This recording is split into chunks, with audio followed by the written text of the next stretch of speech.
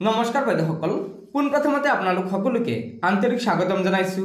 বাইদেউসকল, অসম ৰাজ্যিক অংগনবাড়ী কৰ্মী আৰু সহায়িকা সন্থাৰ সভানেত্ৰী জয়মতী দাস আৰু সম্পাদিকা প্ৰধান ইন্দিৰা নেওয়াৰ ডাঙৰীয়ানীয়ে ৰাজ্যত অংগনবাড়ী কৰ্মী আৰু সহায়িকাসকলৰ সমস্যা সমাধান সন্দৰ্ভত আজি বহুকেইটা গুৰুত্বপূৰ্ণ মন্তব্য আগবঢ়াইছে। যিকেইটা মন্তব্য আমাৰ ৰাজ্যৰ প্ৰতিগৰাকী অংগনবাড়ী কৰ্মী আৰু সহায়িকাই জনাটো অত্যন্ত প্ৰয়োজন। সেয়েহে লগৰ বান্ধৱীসকলক আজিৰ এই ভিডিঅ'টো শ্বেয়াৰ কৰি গুৰুত্বপূৰ্ণ খবৰটো জনাই দিব।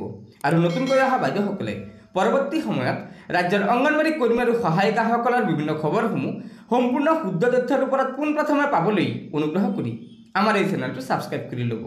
গতিকে বাইদেউসকল, বলক আমি আগবাঢ়ি গৈ আজিৰ এই গুৰুত্বপূৰ্ণ খবৰটো জানি লওঁ। চৰকাৰৰ এহৰুমান চালোঁ, চৰকাৰৰ সদিচ্ছা নাই। ভাৰতবৰ্ষৰ বিভিন্ন ৰাজ্যৰ চৰকাৰ বোলে তেওঁলোকৰ অংগনবাড়ীবোৰক খাব পৰা কৰি চেলাৰী দিয়ে, কিন্তু অতি পৰিতাপৰ কথা, আমাৰ অসমৰ চৰকাৰখন ইমান নিৰ্দয়, ইমান নিষ্ঠুৰ, ইমান অমানৱীয় গুণেৰে বিভূষিত, আমাক তাৰমানে দিবলৈ তেওঁলোকৰ পইচা নাই। তেওঁলোকে ৰাম পূজন, ভূমি পূজন, নাৰী সুৰক্ষাৰ বেনাৰ পোষ্টাৰ লিখোঁতে লিখোঁতে অসম ভৰি পৰিছে। কোনো তাত তেওঁলোকে ছাকচেছ হোৱা নাই, বেনাৰ পোষ্টাৰ ফালি গ'ল, উৱলি গ'ল। কিন্তু আমাৰ অংগনবাড়ীবিলাকৰ হাতে খালি কাম কৰাইছে, আমাক কাম কৰা যন্ত্ৰ বনাইছে, চৰকাৰী কামত আমাক নিয়োগ কৰিছে। কিন্তু তেওঁলোকে কয় আমি স্বেচ্ছাসেৱক। যদি আমি স্বেচ্ছাসেৱক হয় তেতিয়াহ'লে চৰকাৰী কামবিলাক আমাৰ হাতে কিয় কৰে? NRC BLO কিয় কৰে? চৰকাৰী প্ৰগ্ৰাম য'ত PM আহে, য'ত CM আহে, অংগনবাড়ীবিলাক যাব লাগে, নিজৰ গাঁঠিৰ ধন ভাঙি পেলাই, নগ'লে একশ্যন হয়। এইখন দেশৰ চৰকাৰৰ এয়া নীতি। আমি সেইকাৰণে আন্দোলন আমাৰ থমকি ৰোৱা নাই। আমি মাননি বিচাৰিছোঁ, আমাৰ দাবী এটাই, আমাৰ ছেক্ৰেটাৰীয়ে কৈছে দাবী এটালৈ আমি ইয়াত বহি আছোঁ। এই দাবীৰ বাবে আমাক কোনো লিখিত চিঠি পত্ৰ দিয়া নাই। সঞ্চালিকা বিঞ্জীমণি বাইদেউ আহি আমাক মুখেৰে কৈছে 4 তাৰিখে তোমালোক যাবা, অজন্তা বাইদেউৰ চেণ্টাৰত তোমালোকৰ লগত আলোচনা হ'ব।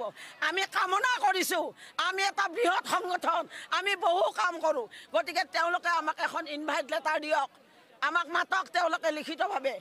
তথাপিও যদি নিদিয়ে আমি 4 তাৰিখে যাবলৈ প্ৰস্তুত হ'ম কিজানি। আৰু যদি বহাৰ পিছত, আলোচনাৰ পিছত যদি আমাৰ আলোচনা একো ফল নধৰে, তেতিয়াহ'লে আমাৰ এই আন্দোলন এনেদৰে ইয়াত চলিব। দূৰণিবতীয়া যিখিনি ছোৱালী আহিব নোৱাৰে, প্ৰতিটো প্ৰজেক্টত, অসমৰ 230টা প্ৰজেক্টত এই ধৰণৰ জোৰদাৰ আন্দোলন চলিব, সৰ্বাত্মক সহযোগ।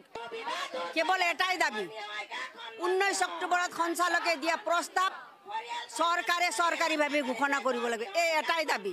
আমাক সঞ্চালক ফালৰ পৰা খবৰ দিছে যে 4 তাৰিখে সন্মানীয় বিত্তমন্ত্ৰী, সমাজ কল্যাণ মন্ত্ৰী অজন্তা নেওগ বাইদেৱে মাতিছে। এটাই অনুৰোধ, তেখেতে আমাক মৌখিকভাৱে আহি কৈছে সঞ্চালকৰ ফালৰ পৰা, আমাৰ এটাই অনুৰোধ, আনুষ্ঠানিক হিচাপে আজি বিভাগৰ পৰা, চৰকাৰৰ পৰা এখন চিঠি সংগঠনৰ নামত আহিব লাগে। গতিকে বাইদেউসকল, এয়া নিশ্চয় আমাৰ ৰাজ্যৰ অংগনবাড়ী কৰ্মী আৰু সহায়িকাসকলৰ বাবে এটা অত্যন্ত গুৰুত্বপূৰ্ণ খবৰ। সেয়েহে লগৰ বান্ধৱীসকলক আজিৰ এই ভিডিঅ'টো শ্বেয়াৰ কৰি আপোনালোকে গুৰুত্বপূৰ্ণ খবৰটো জনাই দিব।